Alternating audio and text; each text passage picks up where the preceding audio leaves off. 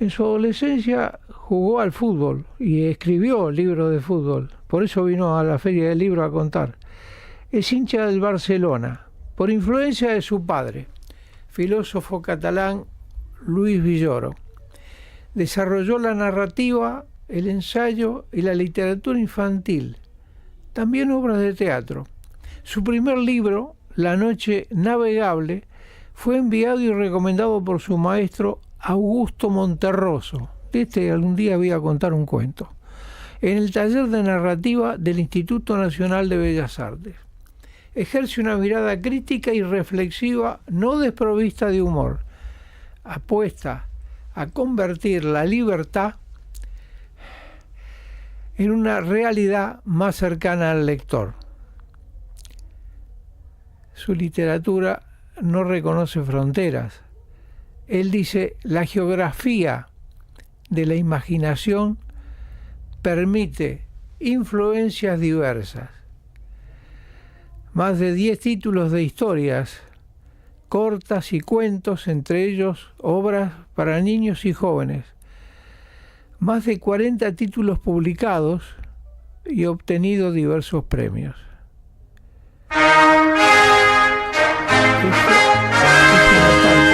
Pequeña de la biografía de Juan Villoro.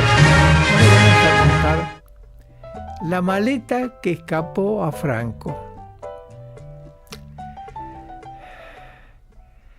El 20 de noviembre de 2005 se cumplieron 30 años de la muerte de Franco. En mi casa, el Generalísimo era el asesino que pulverizó España y desprestigió sus mejores mentes por el mundo. Para otras familias, era el caudillo por la gracia de Dios, que combatía al comunismo y mantenía a su país en un orden de ritual de escapulario y fiesta brava.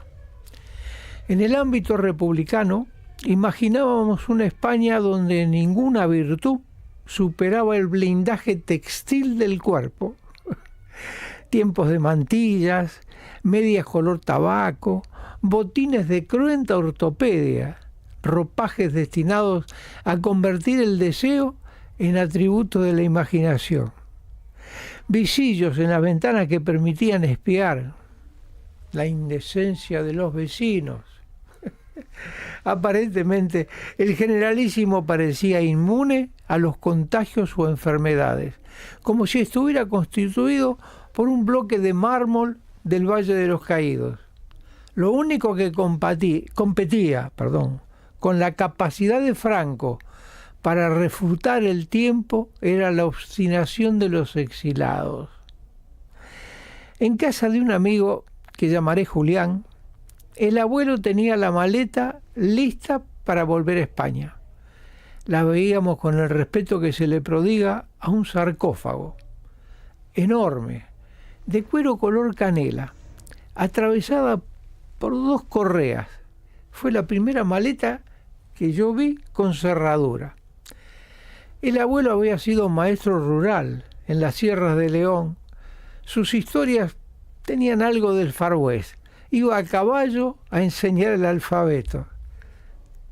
2 cosas bastaban para activar su plática: una copa de brandy Bobadilla 103 y que su interlocutor tuviera orejas.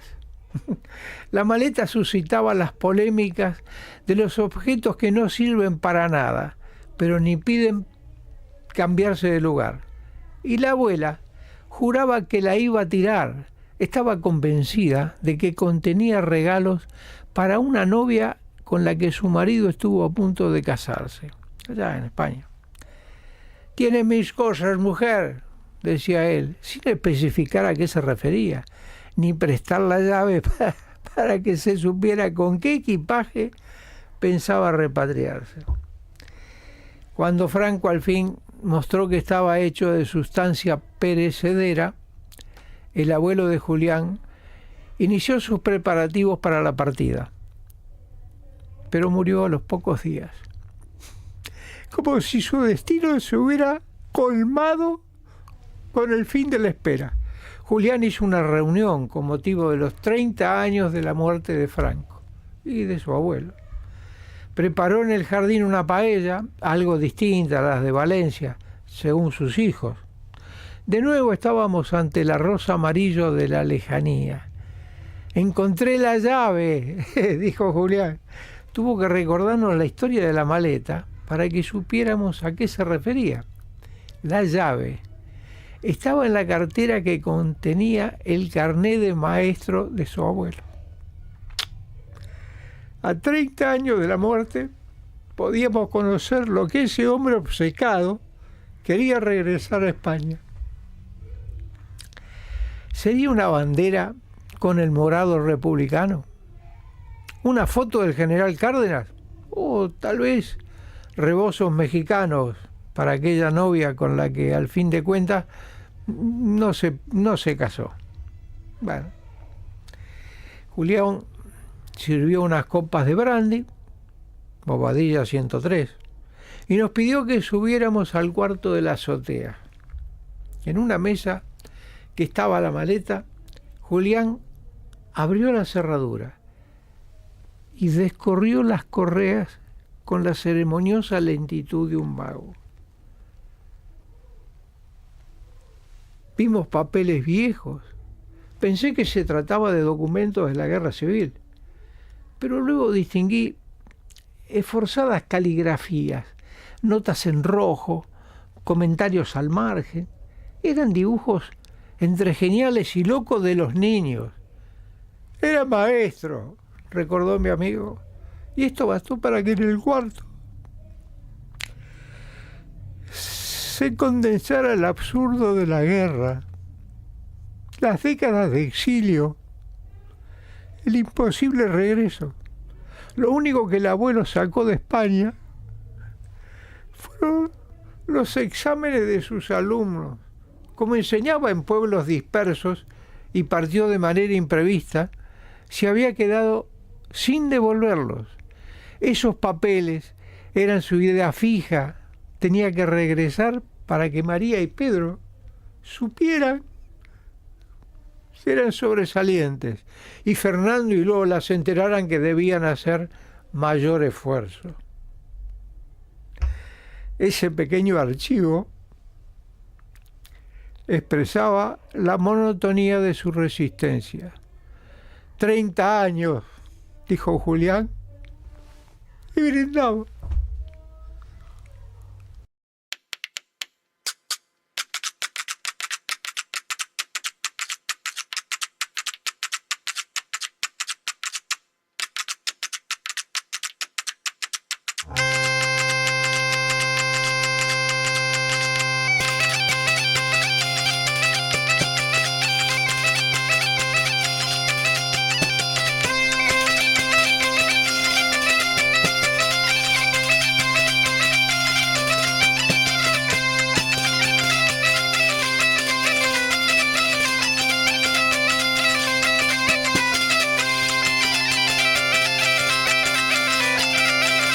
Como ven, este libro de María Rosa Lojo se llama Árbol de Familia.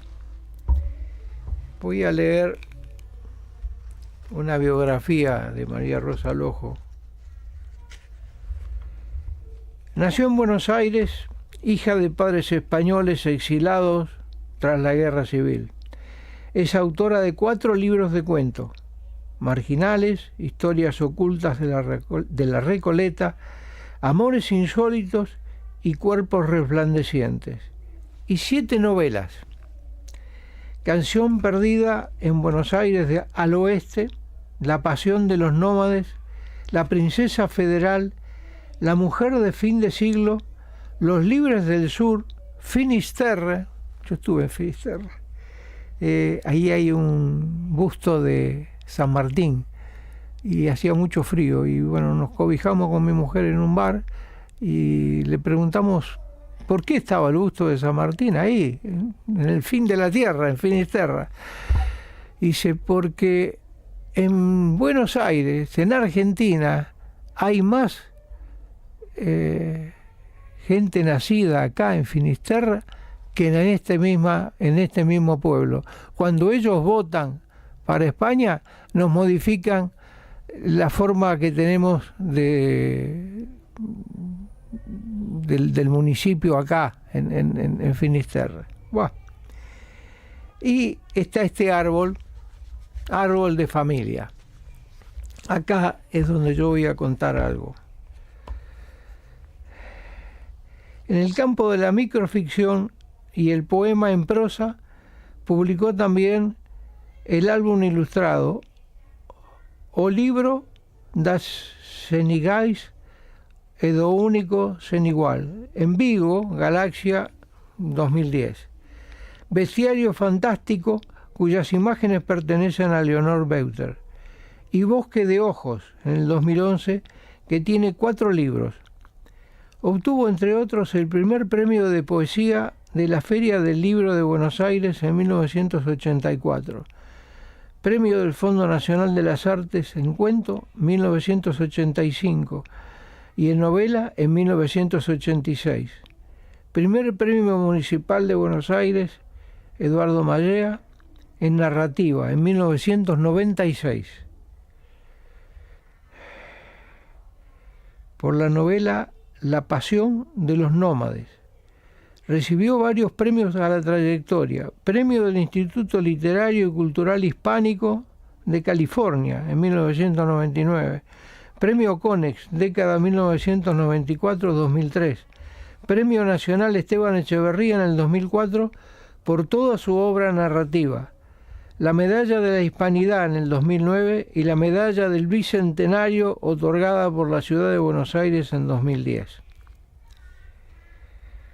Varios de sus libros de ficción han sido traducidos al inglés, italiano, francés, gallego y tailandés. Doctora en Letras por la Universidad de Buenos Aires. Es investigadora principal del CONICET y autora también de una extensa obra de investigación y ensayo. Es docente del doctorado en la Universidad de El Salvador y dirige un proyecto de investigación plurianual en el CONICET. Entonces, vamos a contar el tesoro del tío cura de Crespón, de Cespón.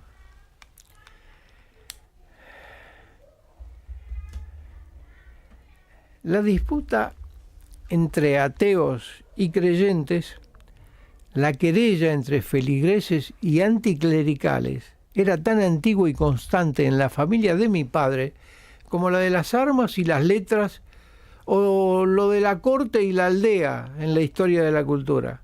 En la familia de mi madre nunca la hubo porque todos, salvo el abuelo Francisco y el tío Adolfo, eran clericales. Aunque algunos distaban mucho a pesar de eso, o quizás a causa de eso, de ser creyentes. No por esta disputa, los ateos y anticlericales se oponían de manera intolerante esos ritos que los proclericales y a veces los creyentes se obstinan en celebrar por considerarlos indispensables para que el sol siga saliendo y el mundo andando, aunque para ello haya que sacrificar, como entre los aztecas, 10.000 bellos y nobles guerreros adolescentes. Bueno, las pretensiones de los feligreses de la familia eran, por cierto, más inocuas y más discretas, al menos hasta la guerra civil. Nadie había pensado alimentar a un dios iracundo con sangre humana. De modo que siguieron festejándose bautizos y comuniones, casamientos y funerales.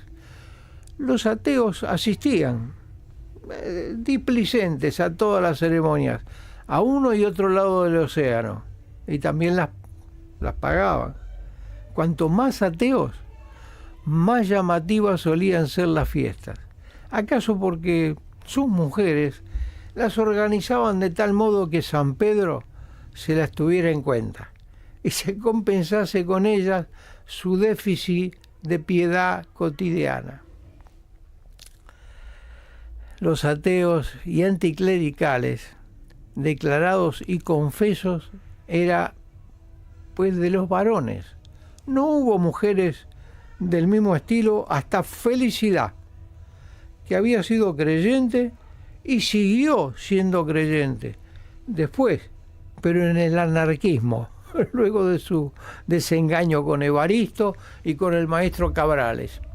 No todos los varones eran ateos tampoco. El tío Suso nunca lo fue, ni el bisabuelo Luis Ventoso, que supuso haberse metido con el demonio mismo. En cuanto al tío Benito, creía, según los vaivenes de su humor y sus enfermedades, aunque no significa que tuviese una opinión muy buena del Dios que había hecho tan imperfectos al mundo y sus habitantes.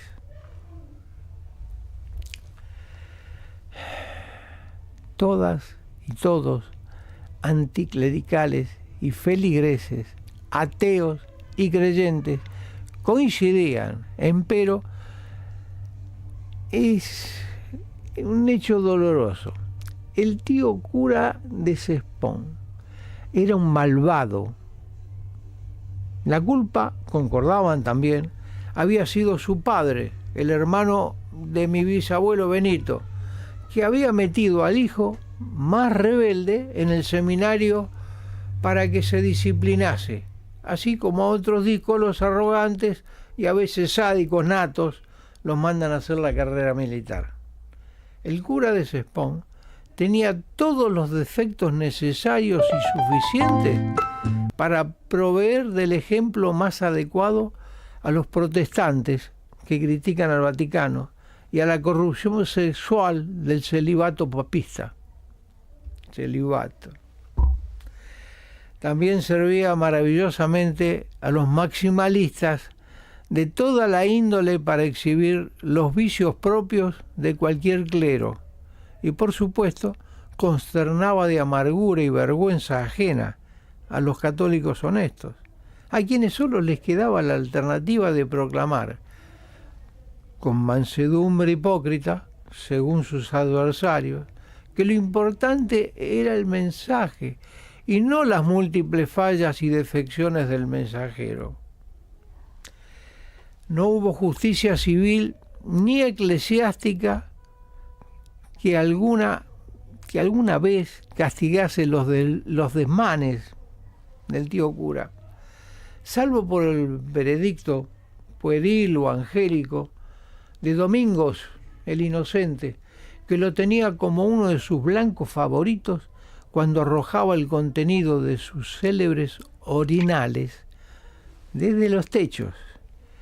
La lujuria del tío Cespón no era, sin embargo, lo que más disgustaba a los miembros de la familia.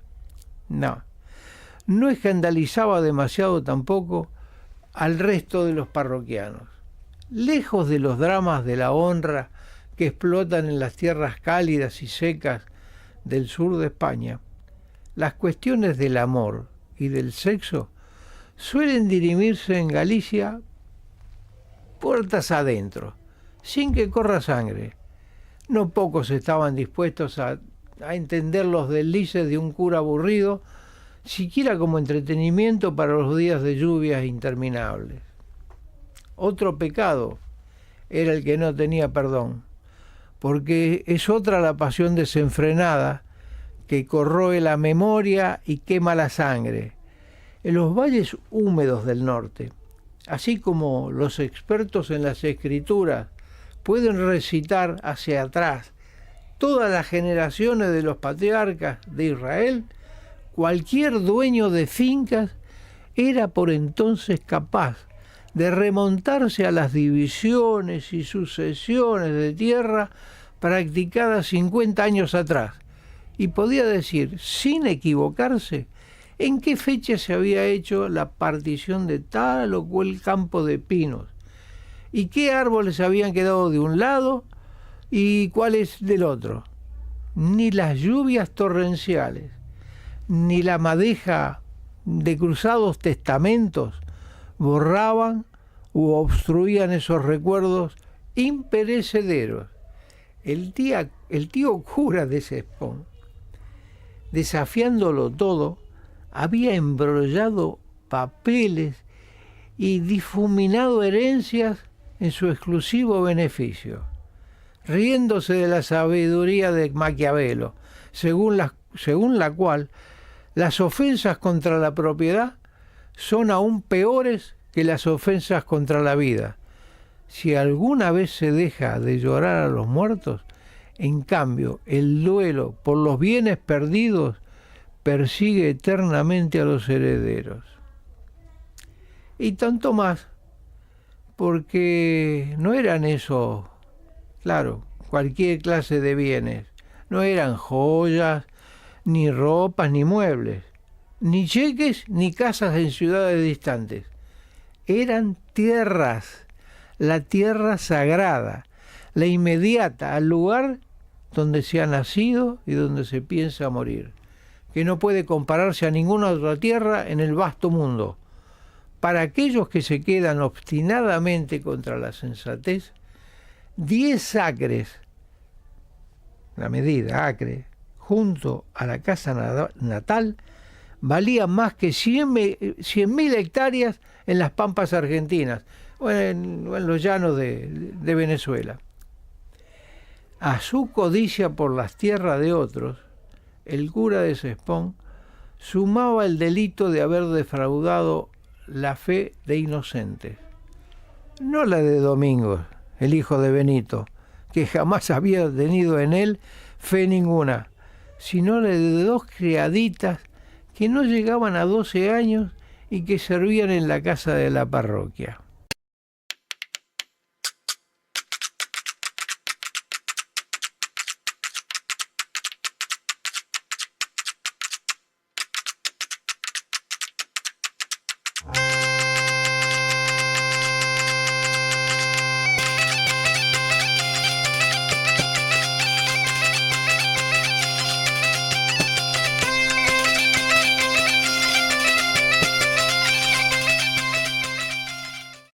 No se trató aquí de un pecado de infame pedofilia, ya que el tío cura no tenía inclinación alguna por los púberes, ni del sexo femenino ni del masculino.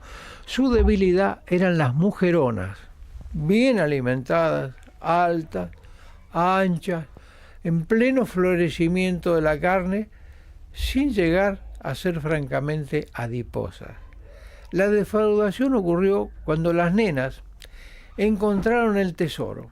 Encontraron un tesoro de verdad en lingotes en doblones resplandecientes, guardado acaso por un hada con forma de hilandera. Era antes del sueño irrenunciable de cualquier hijo de Galicia. Según contó, y se volvió a contar cientos de veces, las nenas de la casa del cura estaban esa mañana encargadas de ventilar y limpiar los armarios para guardar luego las ropas de invierno con los bolsillos llenos de naftalina. El sol entraba por la ventana para dar una mano de lustre a los muebles viejos y no llovía. Las criaditas jugaban con los dibujos de la luz sobre las ropas oscuras. Luego empezaron a arrojarse perlas de naftalina y una de ellas se refugió entre las sotanas viejas y el largo manteo clerical que colgaba aún de una de las perchas. De pronto, en medio de los forcejeos con su hermana, que intentaba desprenderla de aquellos trapos, el fondo del armario cedió. No para llevarla al país de Narnia, pero sí a la ruta del tesoro escondido. Detrás de la chapa de madera apolillada contra la pared del cuarto, apareció un hueco con una brecha en el muro que comunicaba esa pared con el edificio de la iglesia al que la casa se adosaba. Allí, en ese hueco, esperando desde quién sabe cuántos siglos, estaban las talegas, unas sacas viejas de una especie de lona casi destrozada y con olor a orines, pero donde relucían las monedas. La niña que las vio primero juró que encima de ellas había una fada pequeña. No estaba vestida de hilandera, ni de bruja de cuento. Giraba deliciosamente toda ella sobre la punta de su pie derecho, mostrando las piernas blancas y carnosas, como la bailarina que había visto meses atrás en la vidriera de un bazar de Noia, y la envolvía una suerte de gasa o espuma dorada, que bien podía ser un efecto de la reverberación de las monedas. La otra niña acudió enseguida a su llamado. No vio el hada, pero sí vio el oro. Quedaron extasiadas, inmóviles. Primero tuvieron miedo de avisar al cura, por si se enojaba debido a la rotura del fondo del armario. Pero después razonaron que eso le importaría poco, ya que había aparecido, gracias al golpe, un tesoro inaudito. El cura de Cespón no se enfadó, en efecto.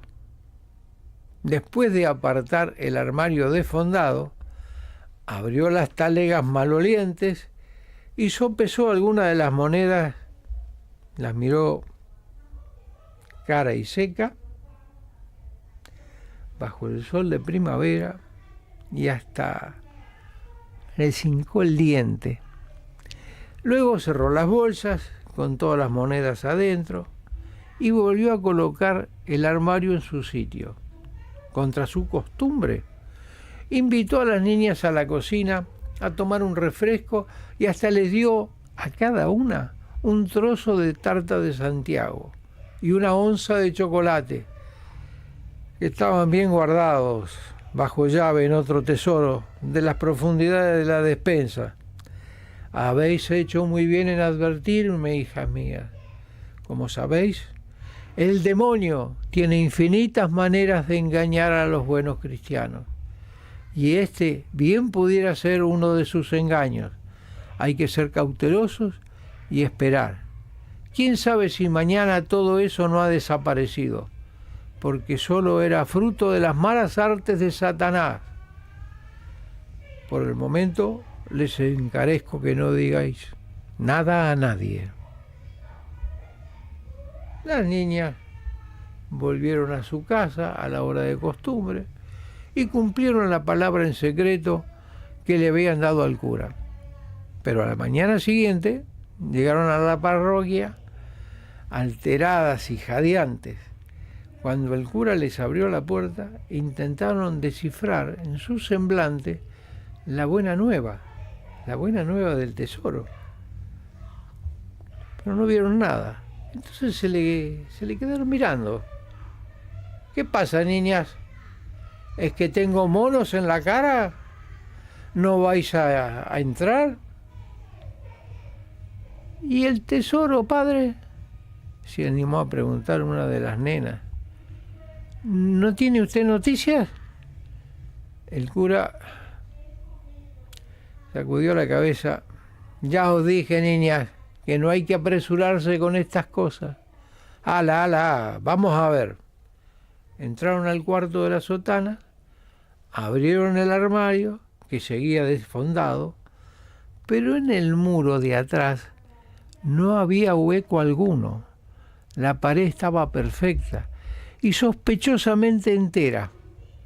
La niña mayor, que logró acercarse hasta casi tocarla con la nariz, antes de que el cura la tomase de una trenza, dijo después que las junturas olían a argamasa fresca.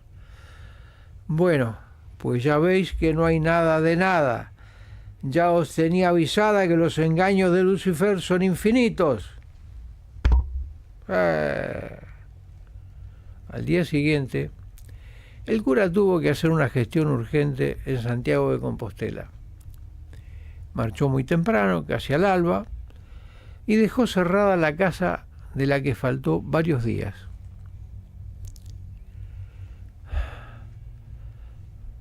Las niñas quedaron mustias, desconsoladas, cada vez más convencidas de que entre los engaños de Satán estaba el de tomar de cuando en cuando forma de cura. Para cuando el tío cura de Cespón volvió, sus padres ya estaban enterados de todo y se presentaron a la parroquia con otros vecinos de testigos para pedir explicaciones. El cura los recibió amablemente y hasta les ofreció rosquillas y copitas de orujo. Pero, hijos míos, ¿de qué tesoro me habláis? Vamos, parece mentira que personas mayores como vosotros crean todavía en estas patrañas. Pero, padre, si se defondó el armario, defondado está. ¿Qué tengo que mandar a repararlo? Eso me pasa por haceros la caridad de emplear a dos rapazas torpes que juegan mucho más que limpian.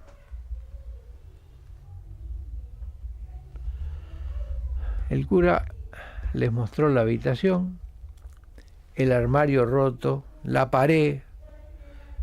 El muro hubiese estado como si hubiera estado siempre bien. Pero, padre, terció la niña que había descubierto el tesoro, si aquí había una fada con traje de bailarina. ¿No veis? Es posible que hombres de barba se lleguen hasta aquí traídos por la fantasía de una criatura, dijo el cura, muerto de risa. El padre de las niñas se las llevó de la mano lleno de ira y vergüenza. Las hermanitas no trabajaron más en la casa del sacerdote, que contrató a una mujerona para todo servicio. Meses después, él mismo consiguió un traslado de parroquia. Dicen que el cura, avaricioso, vivió hasta viejo, es nobrense, y que no le sirvió de nada el haberse quedado con las tierras de muchos parientes de Barbanza, pues era tanta mala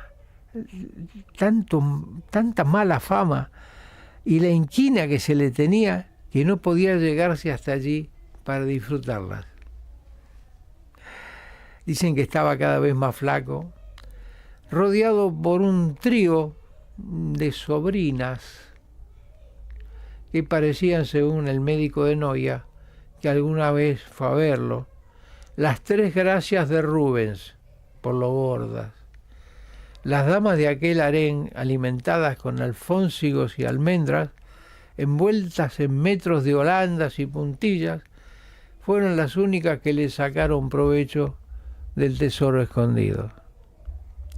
Cuando el cura murió, estragado, sediento y hambriento como el rey Midas, porque no había oro que le curase el estómago, cada una de las gracias tuvo su casa y coche, y hasta un silencioso galán que la servía. Su historia lo sobrevivió, sellando la alianza familiar entre ateos y creyentes que concordaban todos en un solo punto: condenar las maldades del tío cura de Cespón. Es de este libro Árbol de Familia. Se los recomiendo. Acá vamos terminando. A ver si podemos poner una muñeira.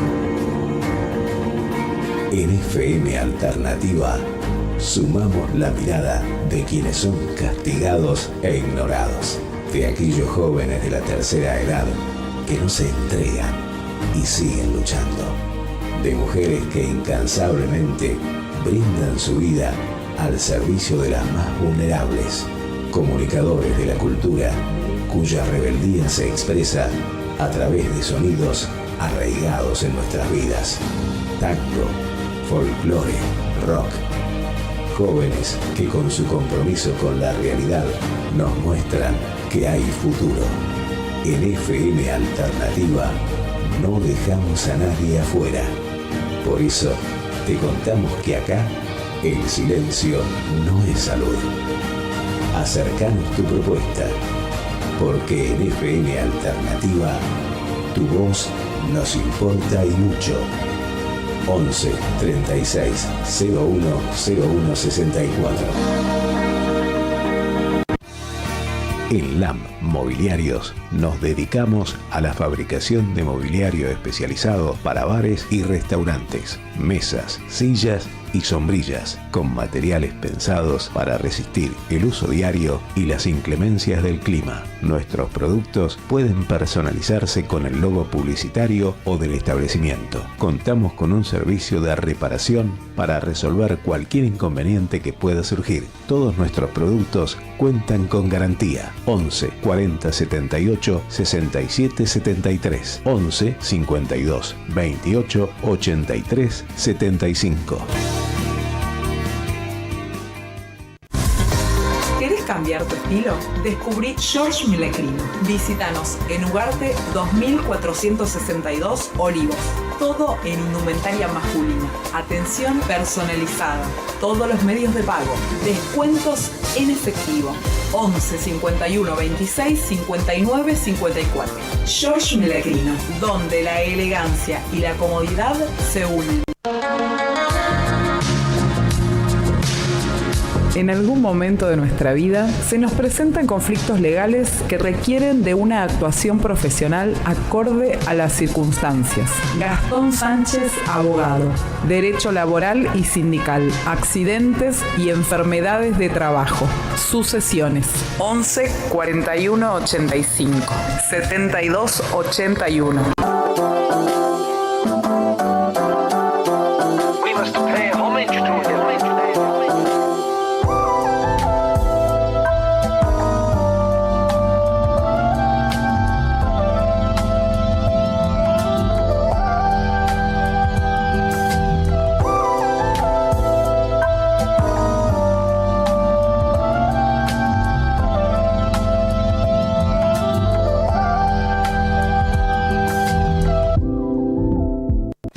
Baterías Casey, más poder, más duración, tecnología dispuesta para un mejor arranque y mayor potencia. Lavalle 1605, Florida. Cambio de batería a domicilio, mencionando este aviso, sin cargo. Controles y servicios sin costo. Estamos desde 1969 en la esquina de Lavalle y Avellaneda. Atendida por sus dueños. Los esperamos de lunes a viernes de 8:30 a 12 y de 14:30 a 18:30. Sábados 8:30 a 13. Baterías Casey, máximo poder, máxima energía. Para aquellos que priorizan la exigencia, Descartables Paraná. Papelera, librería, mayorista, minorista, descartables y artículos de librería. Entregamos a domicilio. Abierto de lunes a sábados. Paraná 2504, Olivos. 11 56 94 5006. Trabajadores agrupados en forma cooperativa. Porque otra forma de trabajo es posible.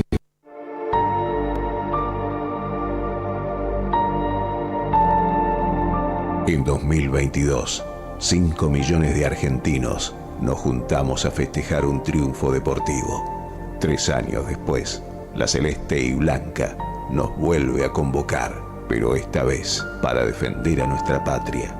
De embusteros, odiadores, cipayos, llegaron con un objetivo confesado: destruir nuestra forma de organizarnos.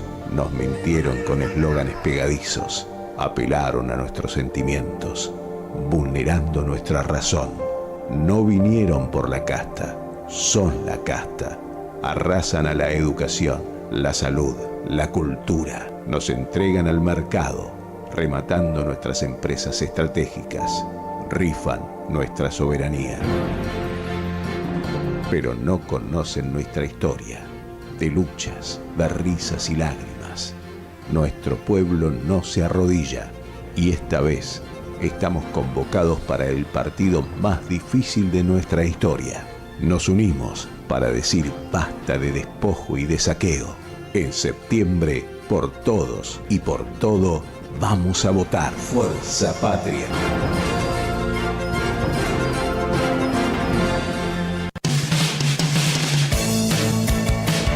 ...2025 en FM Alternativa. Nuevos programas, las propuestas de siempre renovadas y un sinfín de posibilidades para multiplicar nuestra comunicación con energía, buena onda y toda la fuerza para encarar un 2025 lleno de desafíos. Quédate con nosotros, sumate, hacé tus propuestas, porque en FM Alternativa el 2025 viene recargado. Búscanos en nuestras redes www.fmalternativa.com.ar. FM Alternativa, la radio de tiempos de memoria.